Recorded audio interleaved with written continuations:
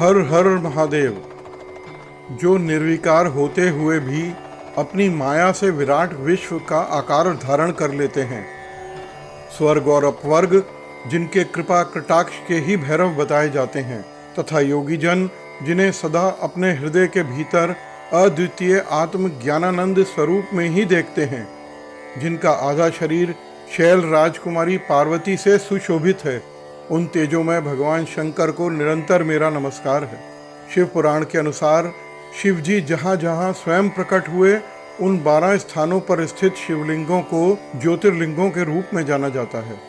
गुजरात के सौराष्ट्र प्रदेश में श्री सोमनाथ, श्रीशैल में मल्लिकार्जुन, उज्जैन में श्री महाकाल, मध्य प्रदेश में श्री ओंकारेश्वर, देवघर झारखंड में वैद्यनाथ, असम में श्री भीमशंकर, तमिलनाडु में श्री रामेश्वरम, दारुकावन गुजरात में श्री नागेश्वर, काशी में श्री विश्वनाथ, गोदावरी नदी के तट पर श्री त्र्यंबकेश्वर, हिमालय पर केदारखंड में श्री केदारनाथ और शिवर राजस्थान में श्री घुश्मेश्वर।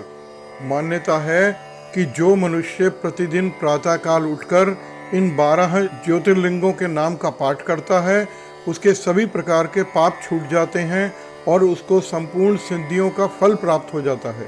प्रत्येक ज्योतिर्लिंग का एक एक उपलिंग भी है, जिसका विवरण शिव पुराण की कोटि रुद्र संहिता के प्रथम अध्याय से प्राप्त होता है। भगवान शिव के ज्योतिर्लिंगों की इस श्रृंखला के प्रथम एपिसोड में हम आपको सोमनाथ ज्योतिर्लिंग की पुण्य यात्रा में लेकर चलते हैं। गुजरात के सौराष्ट्र क्षेत्र में स्थित सोमनाथ ज्योतिर्लिंग को पृथ्वी का पहला ज्योतिर्लिंग माना जाता है। यहाँ पर देवताओं द्वारा बनाया गया एक पवित्र कुंड भी है, जिसे सोम कुंड या पाप नाशक तीर्थ कहते हैं। इसी क्षेत्र में भगवान श्री कृष्ण ने यदुवंश का संहार होने के बाद अपनी नर लीला समाप्त कर ली थी। जरा नामक व्याध ने अपने बाणों से उनके चरणों को बींध डाला था। शिव पुराण के अनुसार 12 ज्योतिर्लिंग में सोमनाथ की गणना प्रथम है। इनके आविर्भाव का प्रकरण प्रजापति दक्ष और चंद्रमा के साथ जुड़ा है। जब प्रजापति दक्ष ने अपनी अश्वनी आदि सभी 27 पुत्रियों का विवाह चंद्रमा के साथ कर दिया तो वे बहुत प्रसन्न हुए। पत्नी के रूप में दक्ष कन्याओं को प्राप्त कर चंद्रमा शोभित हुए और दक्ष कन्याएं भी अपने स्वामी के रूप में चंद्रमा को प्राप्त कर शोभायमान हो उठी। चंद्रमा की उन 27 पत्नियों में रोहिणी उन्हें सबसे अधिक प्रिय थी, जिसको वे विशेष आदर तथा प्रेम करते थे। उनका इतना प्रेम अन्य स्त्रियों से नहीं था। चंद्रमा की उदासीनता और उपेक्षा को देखकर रोहिणी की अपेक्षा शेष स्त्रियां बहुत दुखी हुईं। वे सभी स्त्रियां अपने पिता दक्ष की शरण में गईं और उनसे अपने कष्टों का वर्णन किया। अपनी पुत्रियों की व्यथा और चंद्रमा के दुर्व्यवहार को सुनकर दक्ष भी बड़े दुखी हुए।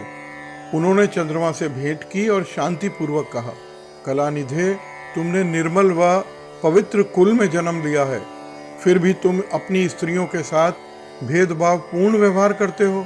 तुम्हारे आश्रय में रहने वाली जितनी भी स्त्रियां हैं, उनके प्रति तुम्हारे मन में प्रेम कम और अधिक सौतेला व्यवहार क्यों है?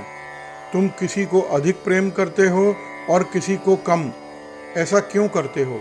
अब तक जो व्यवहार है वह ठीक नहीं है, फिर अब आगे ऐसा दुर्व्यवहार तुम्हें नहीं करना चाहिए। जो व्यक्ति आत्मीय जनों के साथ विषमतापूर्ण व्यवहार करता है, उसे नरक में जाना पड़ता है। इस प्रकार प्रजापति दक्ष ने अपने दामाद चंद्रमा को प्रेम पूर्वक समझाया और ऐसा सोच लिया कि चंद्रमा में अब सुधार हो जाएगा। उसके बाद प्रजापति दक्ष वापस चले गए। चंद्रमा ने अपने ससुर प्रजापति दक्ष की बात नहीं मानी। रोहिणी के प्रति अतिशय आसक्ति के कारण उन्होंने अपने कर्तव्य की अवहेलना करी और अपनी अन्य पत्नियों का भी कुछ ख्याल नहीं रखा और उन सभी से उदासीन रहे। दोबारा समाचार प्राप्त कर प्रजापति दक्ष बड़े दुखी हुए। वे पुनः चंद्रमा के पास आकर उन्हें उत्तम नीति के द्वारा समझाने लगे। दक्ष ने चंद्रमा से न्यायोचित बर्ताव करने की प्रार्थना करी। बार बार आग्रह करने पर भी चंद्रमा ने अवहेलना पूर्वक जब दक्ष की बात नहीं मानी, तब उन्होंने श्राप दे दिया। दक्ष ने कहा कि मेरे आग्रह करने पर भी तुमने मेरी अवज्ञा की, इसलिए तुम्हें क्षय रोग हो जाए। दक्ष द्वारा शाप देने के साथ ही क्षण भर में चंद्रमा क्षय रोग से ग्रसित हो गए। उनके क्षीण होते ही सर्वत्र हाहाकार मच गया। सभी देवगण तथा ऋषिगण भी चिंतित हो गए। परेशान चंद्रमा ने अपनी अस्वस्थता तथा उनके कारणों की सूचना इंद्र आदि देवताओं तथा ऋषियों को दी। उसके बाद उनकी सहायता के लिए इंद्र आदि देवता तथा वशिष्ठ आदि ऋषिगण ब्रह्मा जी की शरण में गए। ब्रह्मा जी ने उनसे कहा कि जो घटना हो गई है तो उसे तो भुगतना ही है, क्योंकि दक्ष के निश्चय को पलटा नहीं जा सकता। उसके बाद ब्रह्मा जी ने उन देवताओं को एक उत्तम उपाय बताया। ब्रह्मा जी ने कहा कि चंद्रमा देवताओं के साथ कल्याणकारक शुभ प्रभास क्षेत्र में चले जाएं। वहां पर विधि पूर्वक शुभ मृत्युंजय मंत्र का अनुष्ठान करते हुए श्रद्धा पूर्वक भगवान शिव की आराधना करें। अपने सामने शिवलिंग की स्थापना कर प्रतिदिन कठोर तपस्या करें। इनकी आराधना और तपस्या से जब भगवान भोलेनाथ प्रसन्न हो जाएंगे तो वह इन्हें क्षय रोग से मुक्त कर देंगे। पितामह ब्रह्मा जी की आज्ञा को स्वीकार कर देवताओं और ऋषियों के संरक्षण में चंद्रमा देवमंडल सहित प्रभास क्षेत्र में पहुंच गए। वहां चंद्रमा ने मृत्युंजय भगवान की अर्चना वंदना और अनुष्ठान प्रारंभ किया। वे मृत्युंजय मंत्र का जप तथा भगवान शिव की उपासना में तल्लीन हो गए। भगवान की ही आज्ञा के अनुसार चंद्रमा ने 6 महीने तक निरंतर तपस्या की और वृषभ ध्वज का पूजन किया। 10 करोड़ मृत्युंजय मंत्र का जप और ध्यान करते हुए चंद्रमा स्थिर चित्त से वहां निरंतर खड़े रहे। उनकी उत्कृष्ट तपस्या से भक्त वत्सल भगवान शंकर प्रसन्न हो गए। उन्होंने चंद्रमा से कहा, चंद्रदेव तुम्हारा कल्याण हो। तुम जिसके लिए यह कठोर तप कर रहे हो उस अपनी अभिलाषा को बताओ। मैं तुम्हारी इच्छा के अनुसार तुम्हें उत्तम वर प्रदान करूंगा। चंद्रमा ने प्रार्थना करते हुए विनय पूर्वक कहा, देवेश्वर आप मेरे सब अपराधों को क्षमा करें और मेरे शरीर के क्षय रोग को दूर करें। भगवान शिव ने कहा, चंद्रदेव तुम्हारी कल प्रतिदिन एक पक्ष में क्षीण हुआ करेगी जबकि दूसरी पक्ष में निरंतर बढ़ती जाएगी। इस प्रकार तुम स्वस्थ और लोक सम्मान के योग्य हो जाओगे।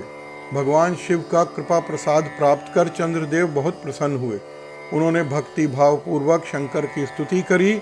ऐसी स्थिति में निराकार शिव उनकी दृढ़ भक्ति को देखकर साकार लिंग रूप में प्रकट हो गए और प्रभास क्षेत्र के महत्व को बढ़ाने हेतु देवताओं के सम्मान और चंद्रमा के यश का विस्तार करने के लिए स्वयं सोमेश्वर कहलाने लगे। चंद्रमा के नाम पर सोमनाथ बने भगवान शिव संसार में सोमनाथ के नाम से प्रसिद्ध हुए। पौराणिक मान्यताओं के अनुसार भगवान सोमनाथ की पूजा और उपासना करने से उपासक भक्त के क्षय तथा कोढ़ आदि रोग सर्वथा नष्ट हो जाते हैं और वह स्वस्थ हो जाता है। यशस्वी चंद्रमा के कारण ही सोमेश्वर भगवान शिव ने इस भूतल को परम पवित्र करते हुए प्रभास क्षेत्र में विराजते हैं। उस प्रभास क्षेत्र में सभी देवताओं ने मिलकर एक सोम कुंड की भी स्थापना की है। ऐसा विश्वास है कि इस कुंड में शिव तथा ब्रह्मा का सदा निवास है। इस पृथ्वी पर यह चंद्रकुंड मनुष्यों के पाप नाश करने वाले रूप में प्रसिद्ध हैं। इसे पापनाशक तीर्थ भी कहते हैं। जो मनुष्य इस चंद्रकुंड में स्नान करता है वह सब प्रकार के पापों से मुक्त हो जाता है। इस कुंड में बिला नागा 6 माह तक स्नान करने से क्षय आदि दुसाध्य और असाध्य रोग भी नष्ट हो जाते हैं। मनुष्य जिस किसी भावना या इच्छा से इस परम पवित्र और उत्तम तीर्थ का सेवन करता है वह बिना संशय ही उसे प्राप्त कर लेता है। इस प्रकार सोमनाथ के नाम से प्रसिद्ध भगवान शिव देवताओं की प्रार्थना पर लोक कल्याण हेतु प्रभास क्षेत्र में हमेशा हमेशा के लिए विराजमान हो गए। इस प्रकार शिव पुराण में सोमेश्वर महादेव अथवा सोमनाथ ज्योतिर्लिंग की उत्पत्ति का वर्णन है। इसके अतिरिक्त अन्य ग्रंथों में भी लिखी गई कथाएं भी इसी से मिलती जुलती हैं। प्राचीन भारतीय इतिहास और आधुनिक भारत के इतिहास में सोमनाथ मंदिर को सन 1024 में महमूद गजनवी ने भ्रष्ट कर दिया था। मूर्ति भंजक होने के कारण तथा सोने चांदी को लूटने के लिए उसने मंदिर में तोड़फाड़ की थी। मंदिर के हीरे जवाहरातों को लूटकर वह अपने देश गजनी चला गया। उस सोमनाथ मंदिर का भग्नावशेष आज भी समुद्र के किनारे विद्यमान है। इतिहासकारों के अनुसार जब महमूद गजनवी यहाँ स्थित ज्योतिर्लिंग को तोड़ नहीं पाया तब उसने अगल बगल में भीषण आग लगवा दी। सोमनाथ मंदिर में नीलमणि के 56 खंभे लगे हुए थे। उन खंभों में हीरे मोती तथा विविध प्रकार के रत्न जड़े हुए थे। उन बहुमूल्य रत्नों को लुटेरों ने लूट लिया और मंदिर को नष्ट भ्रष्ट कर दिया। महमूद गजनवी के मंदिर लूटने के बाद राजा भीमदेव ने पुनः उसकी प्रतिष्ठा की। अलाउद्दीन खिलजी ने सन 1297 ईस्वी में पुनः सोमनाथ मंदिर को लूटा। उसके सेनापति नुसरत खान ने मंदिर को ध्वस्त कर दिया। उसके बाद एक बार फिर गुजरात के सुल्तान मुजफ्फर शाह ने 1413 ईस्वी में सोमनाथ मंदिर को तोड़ डाला। भारतीय स्वतंत्रता प्राप्ति के बाद राष्ट्र के प्रथम राष्ट्रपति डॉक्टर राजेंद्र प्रसाद तथा प्रथम गृह मंत्री सरदार वल्लभ भाई पटेल ने देश के स्वाभिमान को जागृत करते हुए पुनः सोमनाथ मंदिर का भव्य निर्माण कराया।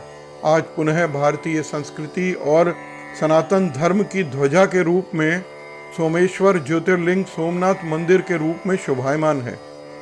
सोमनाथ का मूल मंदिर जो बार बार नष्ट किया गया था, वह आज भी अपने मूल स्थान समुद्र के किनारे ही है। सोमनाथ के मूल मंदिर से कुछ ही दूरी पर रानी अहिल्याबाई द्वारा बनवाया गया सोमनाथ का मंदिर भी है। सोमनाथ ज्योतिर्लिंग के बारे में यह एपिसोड समाप्त हुआ। अगले एपिसोड में आप आंध्र प्रदेश में श्रीशैल पर्वत पर स्थित मल्लिकार्जुन ज्योतिर्लिंग के बारे में जानेंगे। तब तक के लिए धन्यवाद। हर हर महादेव।